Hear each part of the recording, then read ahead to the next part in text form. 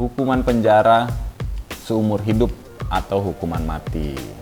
Di pagar laut kemudian akhirnya muncul bahwa laut itu sudah ada sertifikatnya.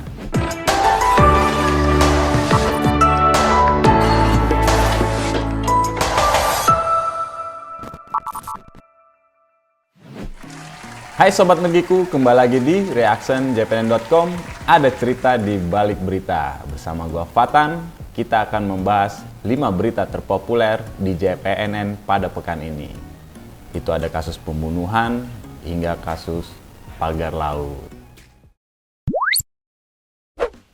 Berita kelima terpopuler itu datang dari Ngawi, yang berjudul Pembunuhan Mutilasi Ngawi Seorang Ketua Ranting Perguruan Silat Tulung Agung.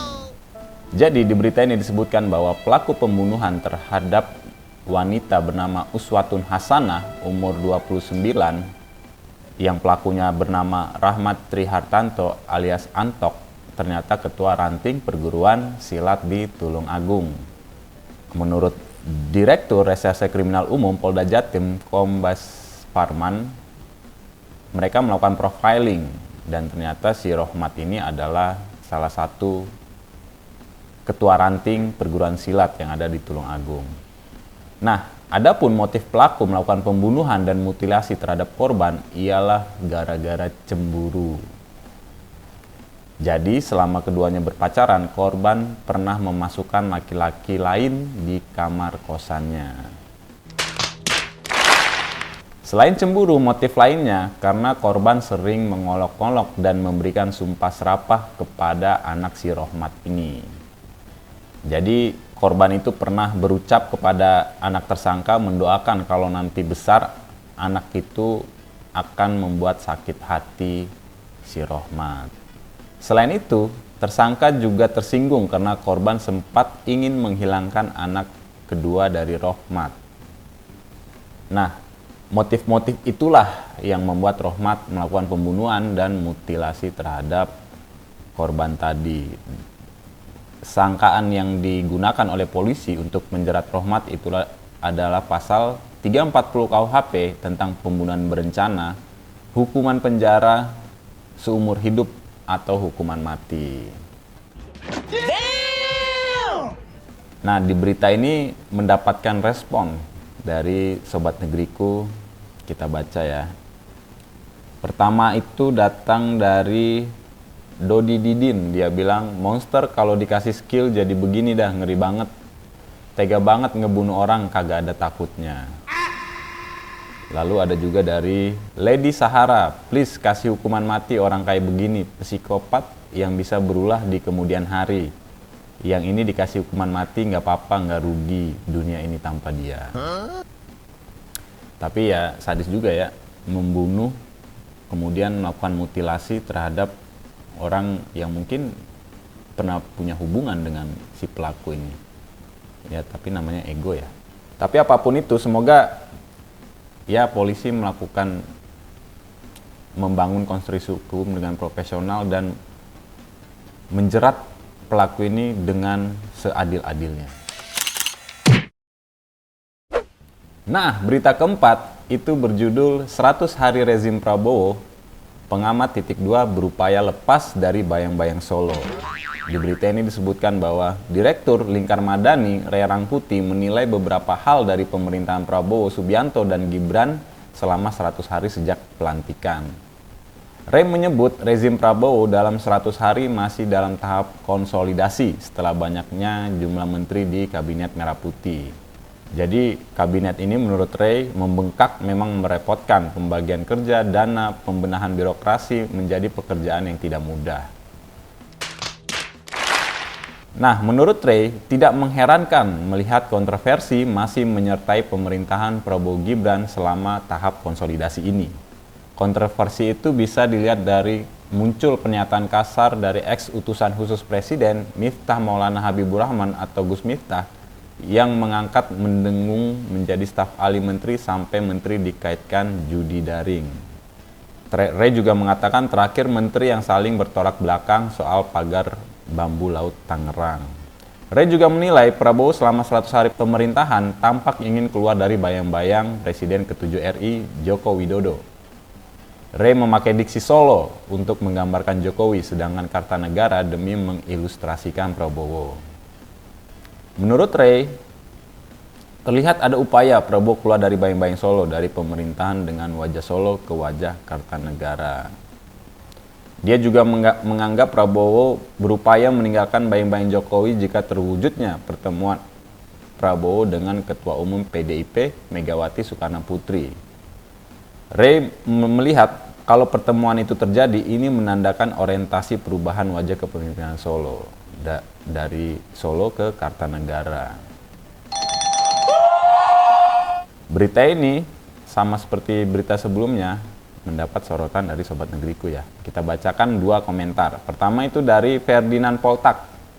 Lah gimana mau lepas om, ante-antek Solo aja ada di RI 2 bro. Mending dipantau aja yang RI 2 kerja bener nggak? Lalu ada juga datang dari Rudianto 90, buruan pak lepasnya dari bayang-bayang Solo. Masa mantan TNI nggak bisa sendiri? Coba pak lepasin, pengen tahu nanti gimana yang di Solo.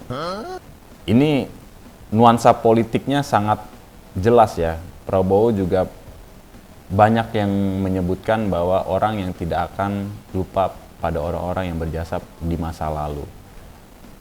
Mungkin di sini Prabowo merasa punya banyak utang kepada Jokowi yang menjadi suksesornya di 2024 kemarin. Tapi masyarakat juga berharap sih Prabowo supaya lepas dari bayang-bayang pemerintahan sebelumnya, supaya nanti jalannya roda pemerintahan itu bisa proper dan profesional tanpa intervensi. Berita ketiga itu datang dari Pagar Laut yang berjudul 243 SHGB Pagar Laut terbit di era Menteri AHY. Di berita ini disebutkan bahwa asal-usul sertifikat hak guna bangunan atau SHGB Pagar Laut di Tangerang, Banten masih menjadi misteri. Pemerintah sampai saat ini masih belum mengungkap soal proses penerbitan SHGB tersebut. Menurut kuasa hukum Agung Sedayu, Grup Muanas Alaidit, penerbitan SHGB tersebut sudah sesuai dengan prosedur dan proses yang jelas. Selain itu, Muanas mengklaim kliennya telah mengantongi izin persetujuan kesesuaian kegiatan pemanfaatan ruang. Muanas mengatakan kami beli dari rakyat dan dibalik nama resmi, bayar pajak dan ada SK surat izin lokasi. Dokumen yang ada memperlihatkan setidaknya 243 SHGB diterbitkan saat Agus Harimurti Yudhoyono atau AHY menjabat sebagai Menteri Agraria dan Tata Ruang atau Kepala Badan Pertanahan Nasional pada 2024.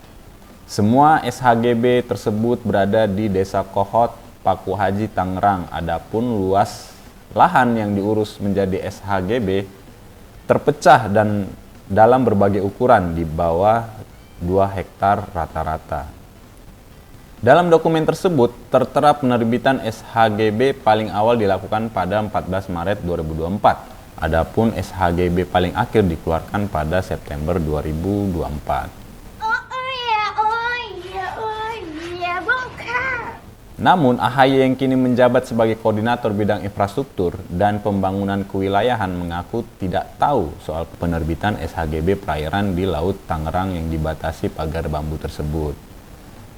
Ketua Umum Partai Demokrat itu menjabat sebagai Menteri ATR atau BPN sejak 21 Februari hingga berakhirnya masa kepemimpinan Presiden Jokowi pada 20 Oktober 2024. Ya, ini cukup menjadi polemik ya. Tentu Sobat Negeriku juga banyak yang berkomentar tentang ini. Kita baca pertama datang dari Kiki Kumala. Wow, banyak juga ya. Aku pikir yang punya pagar laut hanya Pertamina atau pelabuhan-pelabuhan. Ternyata punya perusahaan swasta juga ya. Serius, emang boleh. Lalu datang juga dari Ferdi Gere. Coba dihitung dari zaman 2 periode kemarin dong. Pengen tahu nih seberapa banyak era Pak D ngasih beginian ke pengusaha. Ya, kasus pagar laut ini pertama hingga sampai sekarang ini terus menjadi misteri. Terutama kan ada yang bilang ini nggak tahu siapa yang mencatok di pagar laut. Kemudian akhirnya muncul bahwa laut itu sudah ada sertifikatnya. Ya, itu juga menjadi pertanyaan masyarakat, kenapa di laut bisa ada sertifikat seperti itu. Lah dapat duit aku. Dan kita berharap sih siapapun yang terlibat dalam kasus pagar laut ini bisa diungkap lah, karena ini kan presiden buruk juga ini. Masa laut bisa diterbitkan SHGB-nya. Dan kita berharap di pemerintahan Prabowo ini semua yang begini-begini disikat lah. Nah, berita kedua itu datang dari PDIP yang berjudul Lihat Banteng Lemu, Megawati Singgung Pengincar Jabatan Ketum PDIP. Jadi, Ketua Umum PDIP Megawati Soekarnoputri kembali menyindir pihak yang ingin mendongkelnya dari jabatan Ketua Umum. Kali ini Megawati melontarkan sindirannya sembari bercanda saat menghadiri bimbingan teknis anggota DPRD Provinsi dan Kabupaten Kota dari PDIP di J-Expo Kemayoran kemarin. Megawati hadir di acara yang dihadiri ribuan legislator PDIP tersebut untuk memberikan arahan. Dalam acara itu, seniman memberikan puluhan lukisan sebagai kado untuk ultah ke-78 Megawati. Lukisan-lukisan itu dibawa ke panggung utama untuk diserahkan kepada Putri Proklamator RI Bung Karno tersebut. Awalnya Ketua Bidang Kebudayaan PDIP Rano Karno memperkenalkan seorang pelukis kepada Megawati. Ternyata pelukis tersebut merupakan pekerja PPSU Pemprov Jakarta.